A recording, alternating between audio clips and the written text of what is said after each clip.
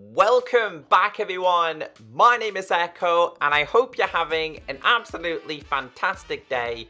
Today in this video, we're back on Minecraft Pocket Edition, the Bedrock version. This is the 1.11 beta for the Village and Pillage update, and today in this video, I'm going to be teaching you 5 important changes that you need to remember. A lot of these changes are to do with the villages and they're really important, especially if you like to go to a village and you like to trade. So if you do enjoy today's video, please be sure to hit that like button. I am here on my Samsung Galaxy Tab S4, but I also have an Xbox controller installed so we can make things a little bit easier. So I was hoping to bring you guys this video last week and I apologize that I did not get it out until today.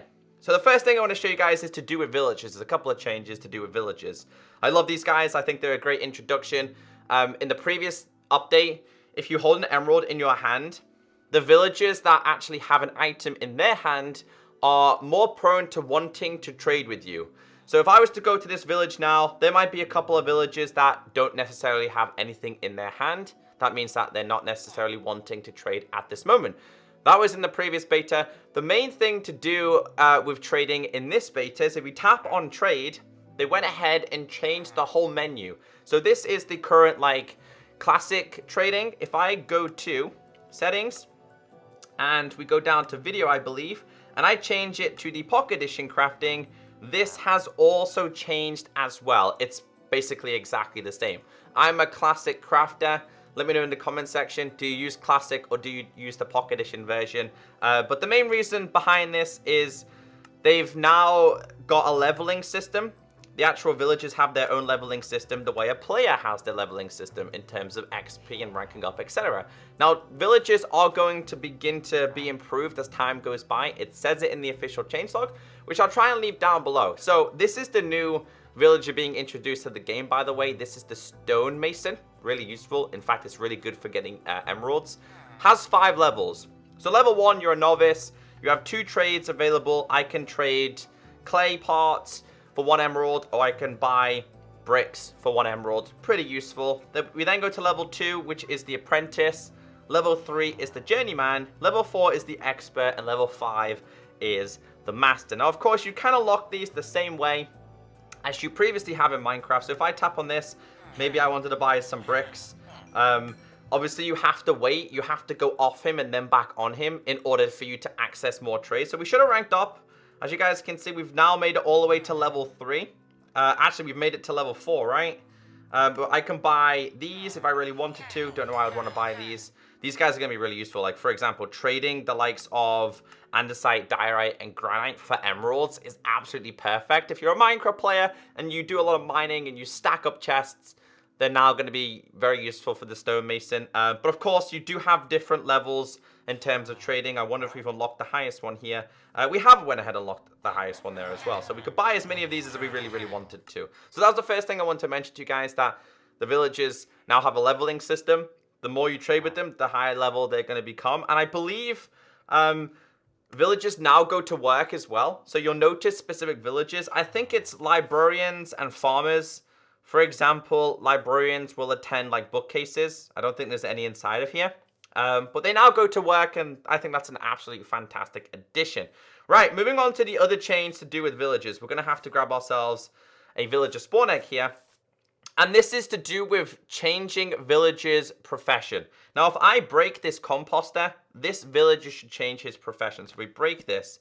As you guys can see right now, he's not really a villager, right? But if I place this back down, he'll probably come back and attend to this. He'll probably come back and be a farmer villager. If I break this one, he should also no longer become a farmer villager. He might be, yeah, as you guys can see, he changed. So if I put down a villager right here, this guy's going to come back, right? Nope. If I put down a villager here, and it's not a farmer, nope, we need an adult, he should attend to that, which is the composter, and he should become a farmer. Basically, the more composters you have placed down, the more chance you have of having more farmer villagers. So this guy might change his profession.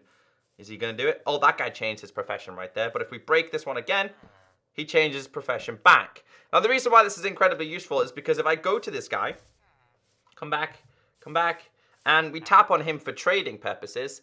It's always really good to trade with farmers for multiple reasons. It's a really easy way to get emeralds. So if you guys were struggling in your Minecraft world and you wanted to get a farmer villager, it's all done with the Composter. So the Composter has now somewhat become useful in the game. It was only used previously for bone meal. If you put items in there, you get a couple of bone meal back. Not really that useful, to be honest with you.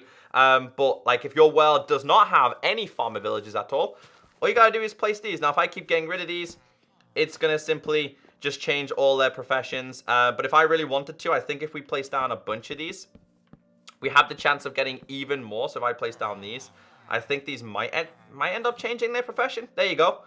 They're changing their profession based on how many composters you have in your village, which I think is really, really cool. Obviously, you're regularly gonna find these around the farming sections. Be really careful though, because it becomes very, very laggy. But if you really wanted to have 40 farmer villages in your village, you could do that. Now, once I break all of these, their professions are going to trade. And basically, they're going to wander around until they find a location in the village where they're kind of needed or wanted. So it's fun. It's really, really fun. I think that's an absolutely fantastic addition in the game. So you can get yourself more and more farmer villages if you really, really wanted to. So moving on to the next thing I want to share with you in today's video, we are focusing on this item. This is the stone cutter. Now, if you're an old school Minecraft Pocket Edition player, you will remember a feature called the stone cutter. It's not this one. The stone cutter used to be in the original version of Minecraft Pocket Edition. It was then removed. And if you guys have it in your old worlds, it will be removed and the texture will be this one. Now, if I go to the creative inventory and we type in stone cutter in here, come on, load up. It's really, really slow and laggy. Stone cutter.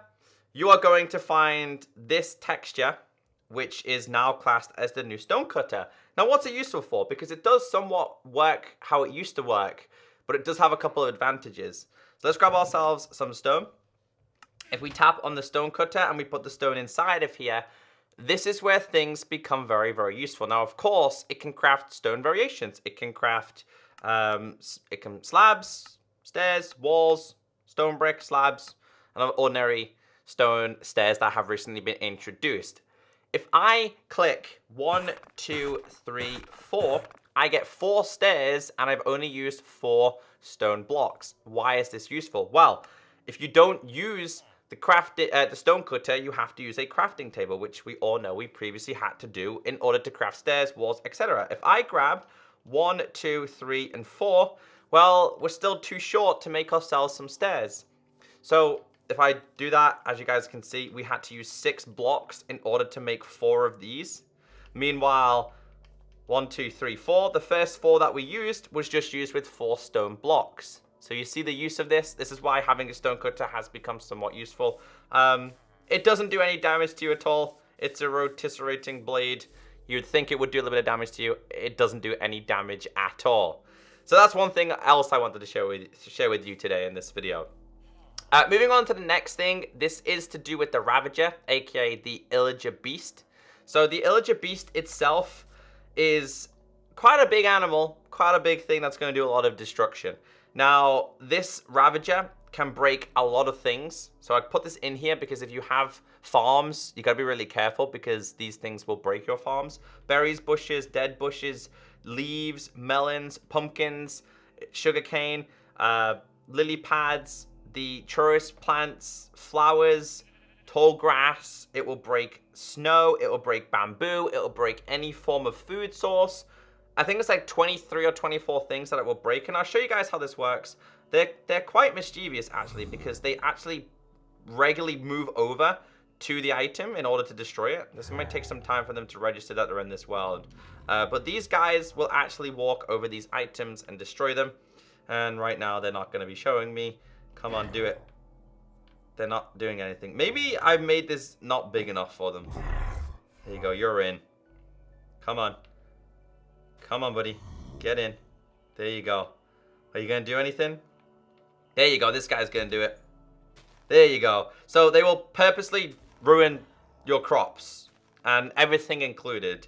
Literally all of these will be destroyed by the Illager Beast, which by the way has now been renamed. But I'll place a couple down and just show you guys. See which ones they're destroying.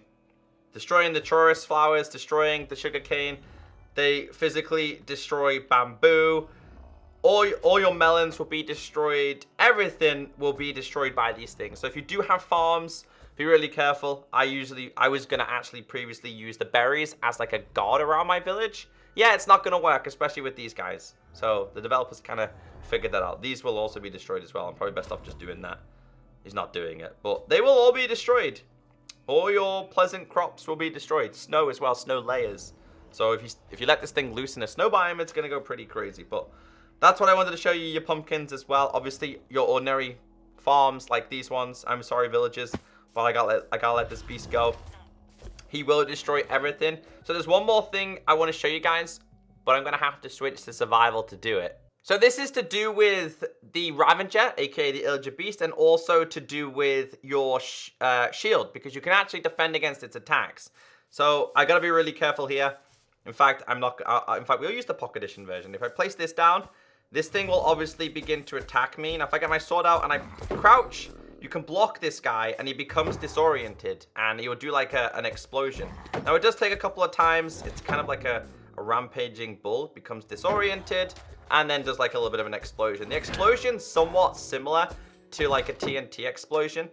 You gotta be really careful with this thing though, because if it does hit you, it can do a lot of damage to you. Now I gotta be really careful because obviously this thing is quite strong.